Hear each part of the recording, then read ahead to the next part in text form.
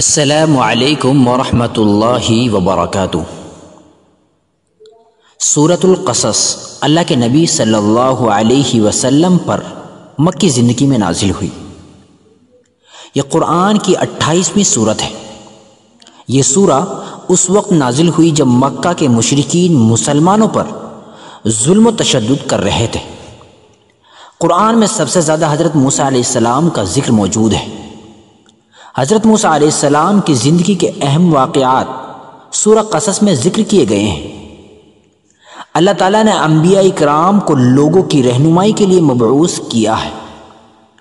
ہر ایک نبی نے اپنے زمانے اور ماحول کے مطابق اپنی اپنی دعوتی سرگرمیوں کو انجام دیا۔ حضرت موسیٰ علیہ السلام کی اہم اور ترجیحی ذمہ داری یہ تھی کہ فرعون کی حکومت کا خاتمہ کریں اور بنی اسرائیل کو فرعون کے چنگل سے آزاد کرائیں۔ اس سورہ میں حضرت موسیٰ علیہ السلام کی زندگی کے وہ تمام واقعات موجود ہیں کہ وہ کیسے حفاظت کے ساتھ بچپن میں فرعون کے محل پہنچتے ہیں، جوان ہونے کے بعد ہمت کے ساتھ وہاں سے کیسے چلے جاتے ہیں، اس کے بعد کیسے فرعون سے مقابلہ کرتے ہیں، پھر کیسے بنی اسرائیل کو فرعون کی غلامی سے آزاد کراتے ہیں۔ ان تمام واقعات پر پرکش انداز میں اس سورہ میں روشنی ڈالی گئی ہے۔ بڑے بڑے علماء ہندوستانی موجودہ ماحول کو بنی اسرائیل سے موازنہ کرتے ہیں، اور یہ بہت اچھی اور ہمت کی بات بھی ہے۔ اسی لیے ہمارا یہ دعویٰ بھی بالکل صحیح ہے کہ بنی اسرائیل اور ہندوستانی مسلمانوں کی حالت کافی حد تک ملتی جلتی ہے۔ اس صورت میں باطل کے محلوں کی بربادی اور حق کے سربلندی کا ذکر موجود ہے۔ جب اللہ کے نبی صلی اللہ علیہ وسلم اور صحابہ اکرام پر حد سے زیادہ ظلم و تشدد کیا جا رہا تھا، اس وقت اللہ نے فرعون اور بنی اسرائیل کا واقعہ سنا کر اپنے پیارے حبیب صلی اللہ علیہ وسلم اور صحابہ اکرام کو تسلی دی۔ فرعون کے پاس ہر طرح کی طاقت موجود تھی، لیکن اس کو منہ کی کھانی پڑی۔ بنی اسرائیل غلام تھے، لیکن اللہ کی مدد سے کامیابی نے ان کے قدم چومے اور آزادی حاصل کی۔ یہاں اللہ تعالیٰ لوگوں کی سوچ کو بدلنا چاہتا ہے کہ کمزور اور غلاموں کے مقدر میں ہمیشہ ناکامی نہیں لکھی ہوتی، اور نہ ہی طاقتور لوگوں کے نصیب میں ہمیشہ کامیابی لکھی ہوتی ہے، بلکہ کامیابی اور ناکامی دونوں ہی اللہ رب العزت کے قبضے میں ہیں۔ قرآن میں مختلف جگہوں پر پہلے بھیجے ہوئے انبیاء اکرام کے واقعات سنا کر اللہ تعالیٰ نبی صلی اللہ علیہ وسلم اور صحابہ اکرام کو تسلی دیتا رہا۔ بسم اللہ الرحمن الرحیم۔ طاسیم میم۔ طاسیم میم۔ تلك آیات الکتاب المبین۔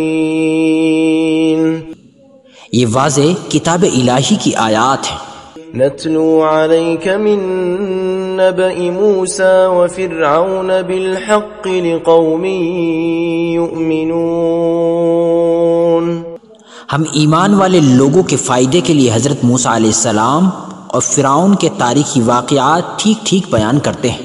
ان فرعون علا فی الارض وجعل اہلها شیعا یستضعف طائفة منهم یذبح ابناءهم ویستحیی نساءهم انه کان من المفسدین۔ یقیناً فرعون نے زمین میں سرکشی مچا رکھی تھی اور وہاں کے لوگوں کو جماعتوں میں تقسیم کر رکھا تھا، اور ان میں سے ایک جماعت کو کمزور کر رکھا تھا، اور ان کے لڑکوں کو تو ذبح کر ڈالتا تھا اور ان کی لڑکیوں کو ذلت کے ساتھ زندہ چھوڑ دیتا تھا۔ بے شک وہ تھا ہی مفسدوں میں سے۔ وَنُرِيدُ أَن نَّمُنَّ عَلَى الَّذِينَ اسْتُضْعِفُوا فِي الْأَرْضِ وَنَجْعَلَهُمْ أَئِمَّةً وَنَجْعَلَهُمُ الْوَارِثِينَ۔ پھر ہماری چاہت ہوئی کہ جنہیں زمین میں بے حد کمزور کر دیا گیا تھا ہم انہی کو لیڈر اور زمین کا وارث بنائیں۔ وَنُمَكِّنَ لَهُمْ فِي الْأَرْضِ وَنُرِيَ فِرْعَوْنَ وَهَامَانَ وَجُنُودَهُمَا مِنْهُمْ مَا كَانُوا يَحْذَرُونَ، اور انہیں زمین میں اقتدار دیں، فرعون اور حامان اور ان کی فوجوں کو وہ کر کے دکھا دیں جس چیز کی وجہ سے وہ مظلوموں سے ڈرتے تھے۔ جس وقت زمین میں فساد اور ناانصافی عام ہو گئی اس وقت انصاف اور امن کا علم بردار بن کر اللہ کے مرضی کے مطابق انبیاء اکرام زمین پر تشریف لاتے رہے۔ سورہ قصص کی شروعاتی آیتوں میں مصر کی اس وقت کے حالات کا ذکر کیا گیا ہے۔ اس وقت کے حکمران بھائی چارگی اور مساوات کو کوئی اہمیت نہیں دیا کرتے تھے۔ فرعون کا یہ دعویٰ تھا کہ اس کی قوم ہی سب سے اعلیٰ اور معزز ہے۔ اس قوم کو قبطی کے نام سے جانا جاتا تھا۔ بنی اسرائیلیوں کو دوسرے نمبر کا شہری سمجھا جاتا تھا۔ فرعون بنی اسرائیل کو صرف ذلیل ہی نہیں کیا کرتا تھا بلکہ وہ اس کے لیے بھی کام کر رہا تھا کہ یہ قوم کبھی حکومت میں نہ آ سکے۔ اس کے لیے ان کے لڑکوں کو تو ذبح کر ڈالتا تھا اور ان کی لڑکیوں کو ذلت کے ساتھ زندہ رکھتا تھا۔